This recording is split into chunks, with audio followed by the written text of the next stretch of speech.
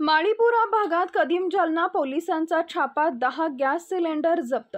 पुरवठा अधिकाऱ्यांच्या आशीर्वादानं घरगुती गॅस सिलेंडरच्या मोठ्या प्रमाणात काळा बाजार सुरू असून काल कदीम जालना पोलिसांनी माळीपुरा भागात छापा मारून 10 सिलेंडर जप्त करत एकाच्या मुसक्या वळल्या।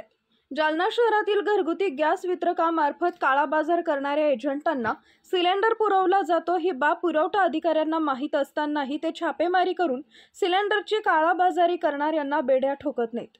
उलट त्यांचं काम पोलीस दल करत असतो, त्यामुळे सिलेंडरच्या काळा बाजाराला पुरवठा विभागाचा तर पाठिंबा नाही ना, असा प्रश्न उपस्थित होतोय। काल आम्हाला गोपनीय माहितीद्वारे माहिती मिळाली होती की गॅसचा साठा